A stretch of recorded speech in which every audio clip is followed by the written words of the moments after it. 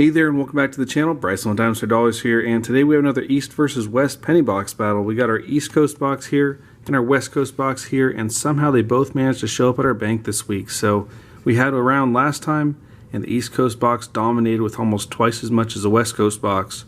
Now, me being on the West Coast, I'm kind of biased. I hope the West Coast box wins this time, but go ahead and get your guesses in on what the final score will be. We got two really good boxes coming up. This one seems to be full of copper cents. And as I open this one, not so much, but still a few copper enders, so hopefully there's some good stuff inside. Well, we'll go ahead and start with the West Coast box since I've already got it open. I'll flip that one over, see if we got any enders, and we'll get started with the hunt.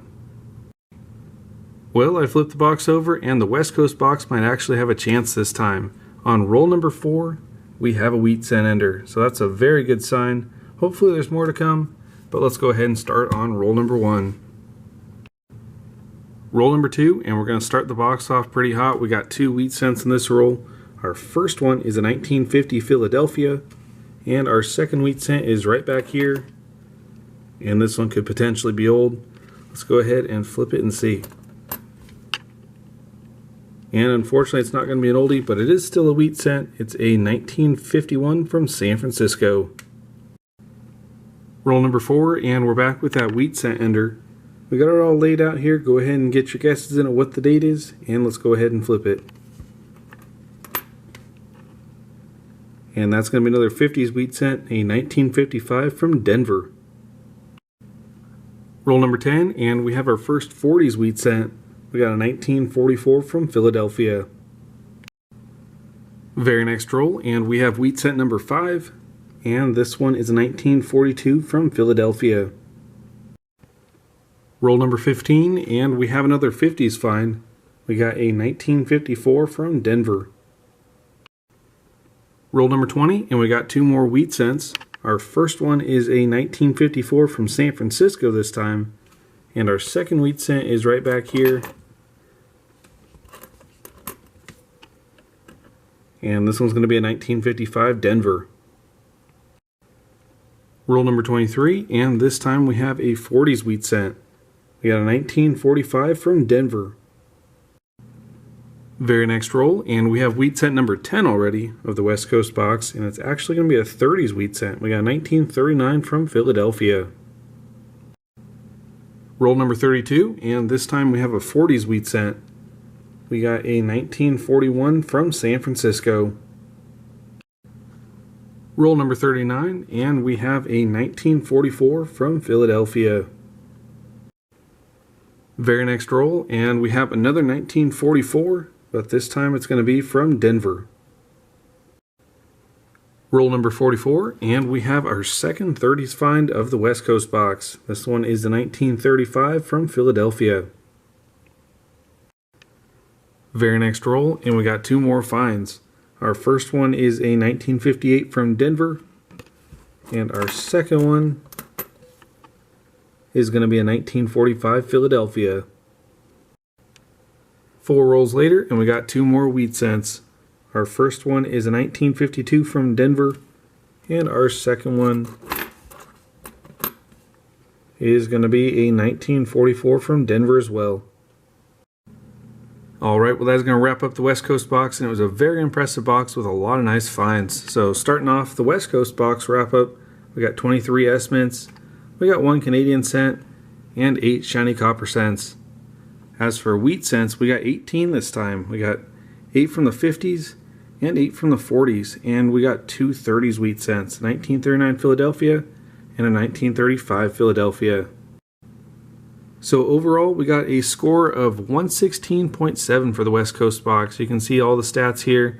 Definitely could have scored more if we had some teens or 20s wheat cents. Those are the big points. But we definitely got 2 nice ones with the 30s wheat cents worth 10 points each. And of course our copper and S's are combined this time. They're all worth 0.1, so 33.7 there makes a score of 116.7. Up next we got the East Coast box. I'll go ahead and open this one up. We'll flip it over and see if there's any enders on the other side as well, and we'll get started with that box. Well, roll number 16, and it is not looking good for the East Coast box. We finally have our first wheat cent, and it's a 1944 from San Francisco. 2 rolls later, and we got 2 more finds here. Our first wheat cent is going to be a 1951 from Denver, and our second wheat cent is right back here at the end.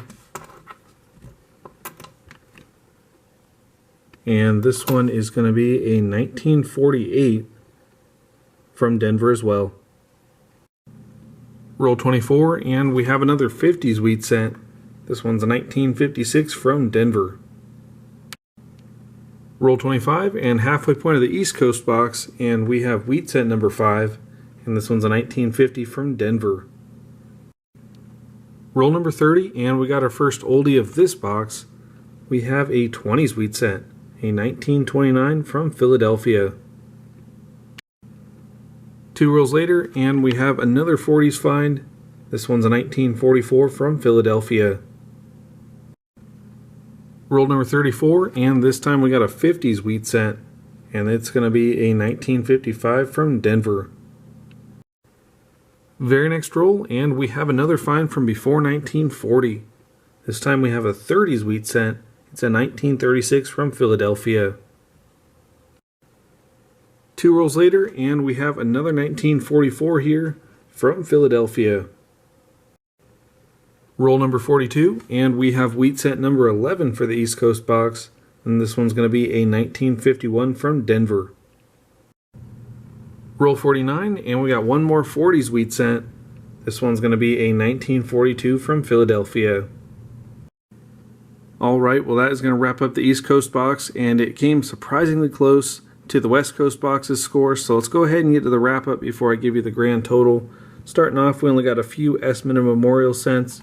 We got 1 Canadian cent, and we got 13 shiny copper cents. As for wheat cents, we got 12 today, 5 from the 50s and 5 from the 40s. We got that 1936 Philadelphia and that 1929 Philadelphia. And now for the moment you've all been waiting for. Here is our grand total for today. We got the West Coast box coming in at a score of 116.7, and then we have the East Coast box with a score of 122.2. So the East Coast box is going to be the winner for today. You can see the big factors to play were the copper cents. We got 452 of them in the East Coast box. So almost a fifth of the box was copper. And we got 332 in the West Coast box too, so pretty good there. We got almost 800 copper cents between the two of them. And of course we also had that 20s wheat cent, which was worth the same as 2 30s wheat cents. So definitely helps to have some older wheat cents. But unfortunately, nothing new for the books. We still got a lot of really nice finds. I'm definitely happy with them.